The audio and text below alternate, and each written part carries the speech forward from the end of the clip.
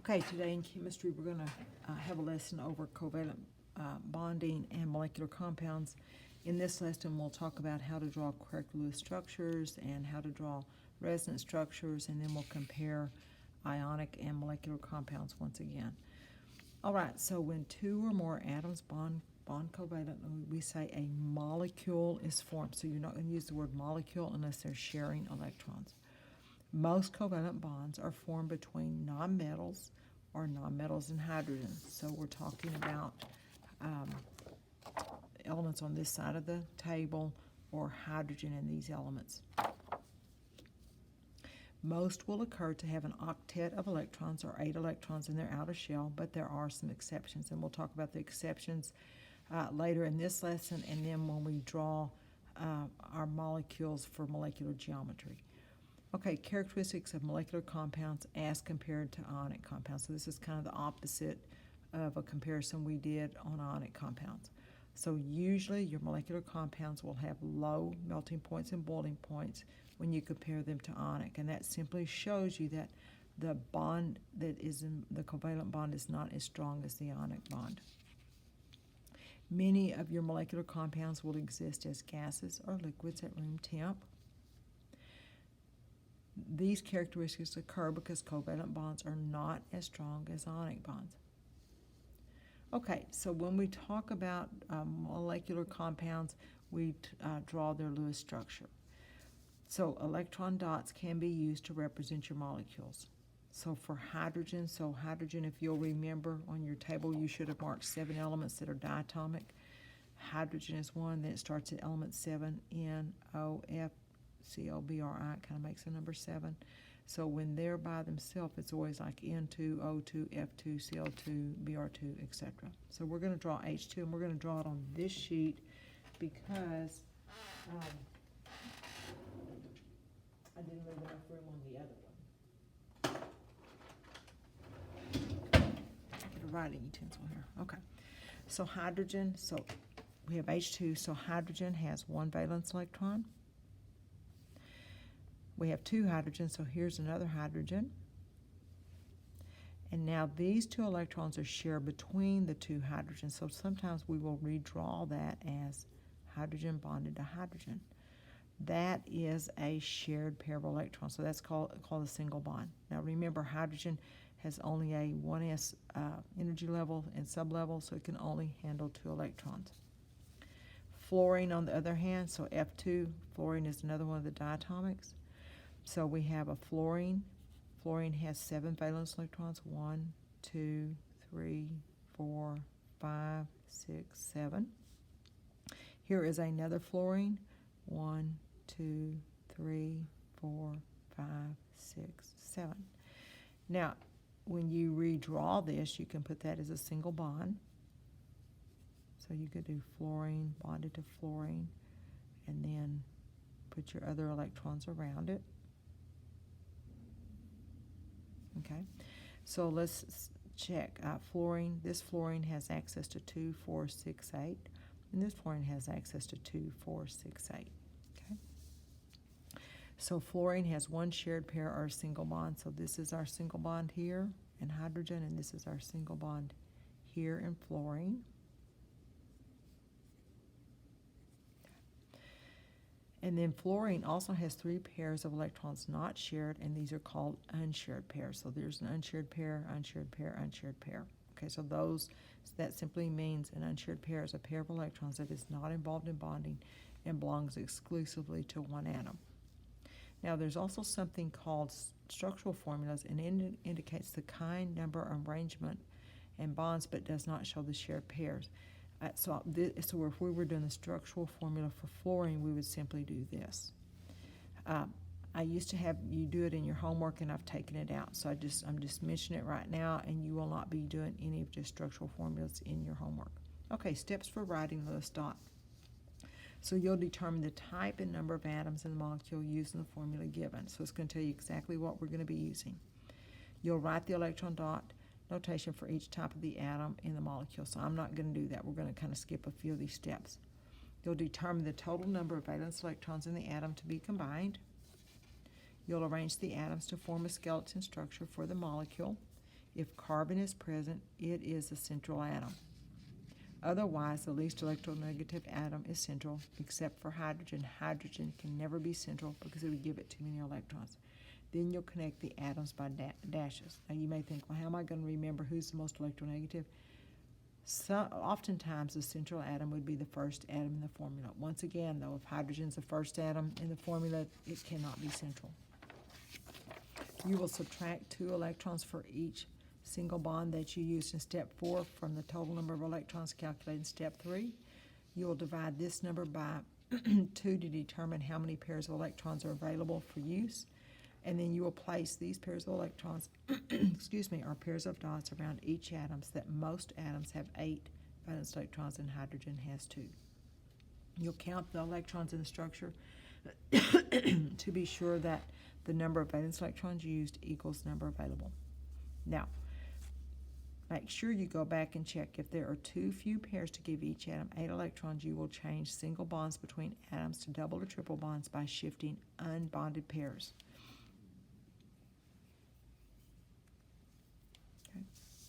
Okay, so we're going to draw 3 molecules, and so once again, I'm going to draw them on a separate sheet.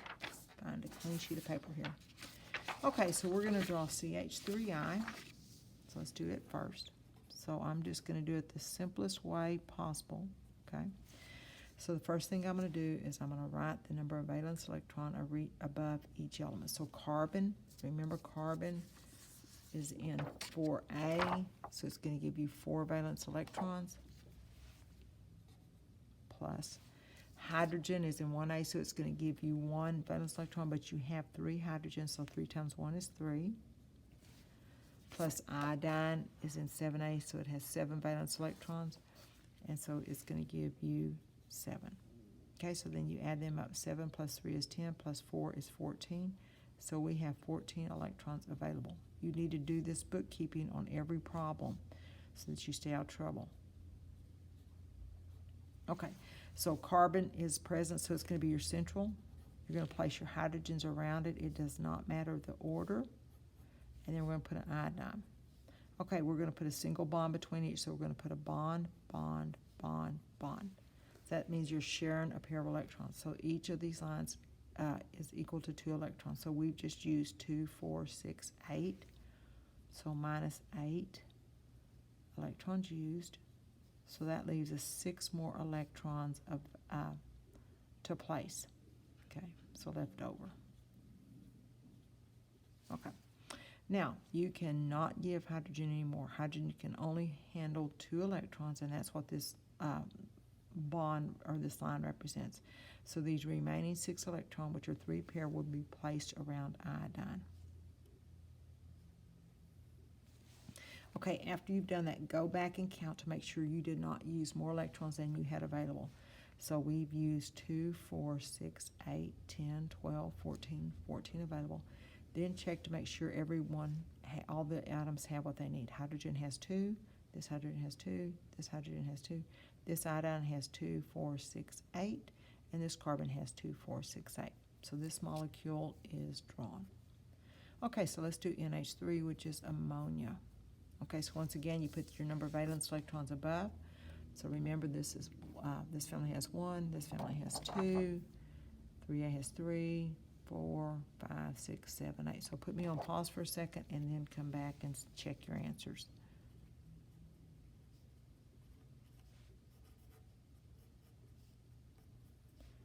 Okay, so you should have had come up with that you have 8 electrons available. Nitrogen will be your central atom. You'll place 3 hydrogens around it, bond. So then you've used 2, 4, 6. So each single line is worth 2 electrons. So that leaves us 2 electrons left over. And the only place you can put them is on nitrogen, because these hydrogens cannot handle anymore. We've used 2, 4, 6, 8 available. This hydrogen has 2, this hydrogen has 2, this hydrogen has 2. This nitrogen has 2, 4, 6, 8. So this molecule is drawn correctly.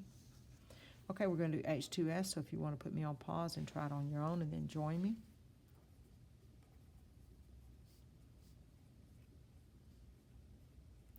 Okay, so you should have said that hydrogen has 1, but you have 2 hydrogens. That gives you 2 electrons plus 6, so you have 8 electrons available. Remember, you will never put hydrogen in the center, so we're going to put a sulfur, hydrogen, hydrogen, bond, bond. That uses up 4 electrons. So that leaves us 4 left over, which is 2 pair. The only place we can put them is on sulfur. So that is how you do Lewis structures. Okay. Now, you can also draw Lewis structures for polyatomic ions. So if you'll remember, you had a polyatomic ion chart when we did nomenclature. So these are your polyatomic ions.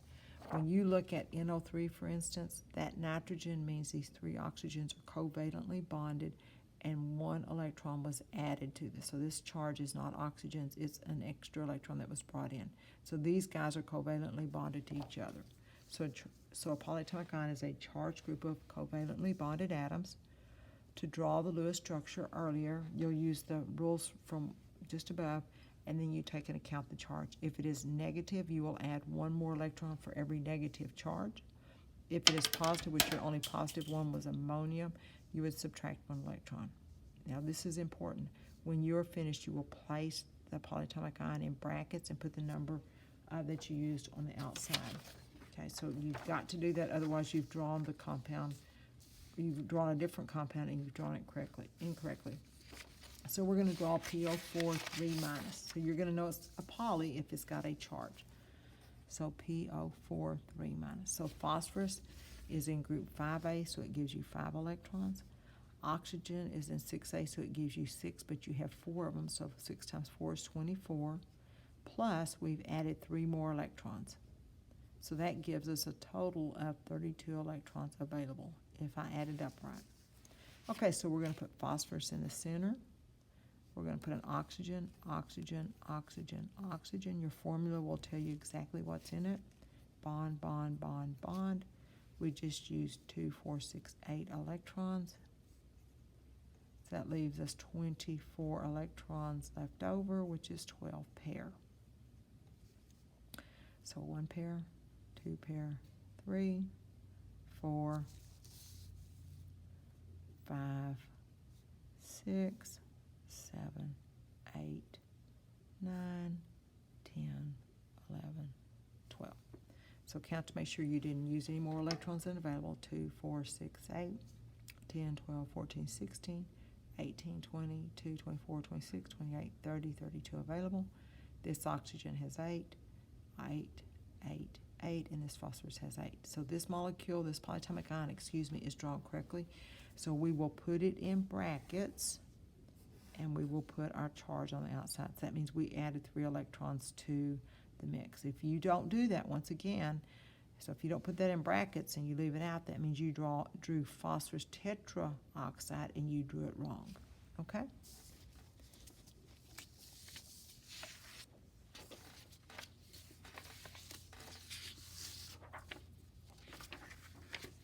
Okay, now let's address the topic of multiple covalent bonds.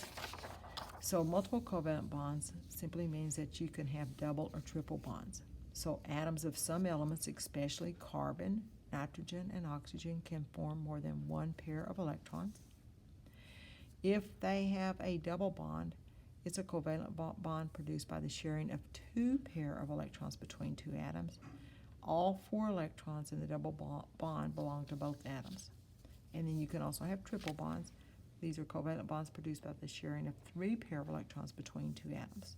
Okay, so let's draw a methanol CH2O. See if I can find me a clean sheet of paper. Okay, just draw here. Okay, so just like before, you do your electron count. Carbon gives you 4, your 2 hydrogens give you 1 each, and oxygen gives you 6, so that gives us 12 electrons available. Okay, so carbon is present, will be your central. You will put your hydrogens on anywhere around it you want, and you'll put an oxygen. You'll bond, bond, bond, 2, 4, 6 electrons used, and that leaves 6 electrons left over. Okay. Okay, that leaves 3 pairs. So you want to always give your terminal, you always give your terminal atoms theirs first, okay? So this oxygen is terminal. So I do 1 pair, 2 pair, 3 pair. Okay, so now we've used 2, 4, 6, 8, 10, 12. 12 electrons used, 12 available. This hydrogen has 2, this hydrogen has 2, this oxygen has 2, 4, 6, 8, but this carbon only has 6. Carbon has to have 8. So what you can do is you can take any one of these 3 pair, these unbonded pair, and you can move it in and put it right there. So now we've still only used 2, 4, 6, 8, 10, 12. 12 available. Hydrogen has 2, hydrogen has 2, oxygen has 2, 4, 6, 8, and then now carbon has 2, 4, 6, 8. All right, and then now draw me CO2. Do you have any questions? Okay. Thank you. Okay. Carbon has, thank you, Mom, for bringing you. Okay. Carbon has 4 valence electrons. Each oxygen has 6, so that gives us 12, so it gives us 16 electrons available. Okay, so we've got carbon will be center. Try and make your molecule symmetrical. So we have an oxygen, oxygen, bond, bond. So we just use 4 electrons. That leaves us 12 electrons left over, or 6 pair. So remember, we're going to give our terminal electrons those electrons first. So here's 1 pair, 2 pair, 3, 4, 5, 6. Now, we've used 2, 4, 6, 8, 10, 12, 14, 16, 16 available. Now do your count. This oxygen has 2, 4, 6, 8. This oxygen has 2, 4, 6, 8. This carbon only has 4. Carbon has to have 8. So what you can do is you can take any one of these 3 unbonded pair, move it in right there, and then any one of these 3 unbonded pair and move it in right there. So now we've still only used 2, 4, 6, 8, 10, 12, 14, 16. 16 available. This oxygen has 2, 4, 6, 8. This oxygen has 2, 4, 6, 8. And this carbon has 2, 4, 6, 8. Okay? So always check to make sure your molecules have, or the atoms have, what they need. Okay, the next thing we want to talk about is covalent bond strength. It depends upon how much distance separates the bonded nuclei, that's called bond length. As the number of shared electron pair increases, the bond length decreases and bond strength increases. So this is just a little drawing. So if this were a single bond, and then this is double bonds, let's make them a little bit longer. And then this is triple bonds. So your bond length is longest here, and then shortest here. Now think of a stick. If you were breaking a long stick, it'd be easy to break. If you had 3 short sticks held together and tried to break them, it'd take a lot more energy. Okay, so double bonds are shorter and stronger than single, and triple bonds are the shortest and strongest of the 3. Okay, we need to also talk about resonance. Resonance simply means that sometimes you can draw 2 or more correct Lewis structures that describe a molecule or polyatomic ion. You need to think about resonance possibly existing if you have a single bond and a double bond in a molecule. If it's all single bonds, or if it has triple bonds, then you're not going to worry about resonance. So we're going to draw ozone, which is O3. Okay, so we have O3. Each oxygen gives you 6. That gives us 18 electrons available. Well, here you don't have to worry about who's your central atom because they're all oxygen. So we're going to say oxygen, oxygen, oxygen, bond, bond. We just used 2, 4. That leaves us 14 electrons, or 7 pair. Once again, I felt my terminal atoms first. So we have 1 pair, 2 pair, 3, 4, 5, 6, 7. So we've used 2, 4, 6, 8, 10, 12, 14, 16, 18, 18 available. This oxygen has 8. This oxygen has 8. This oxygen has 6. So oxygen's got to have 8. So we can take any one of these 3 and move it in. Okay? So now we've used 2, 4, 6, 8, 10, 12, 14, 16, 18, 18. This oxygen has 8. Oxygen has 8. Oxygen has 8. Well, who's to say this can't happen instead?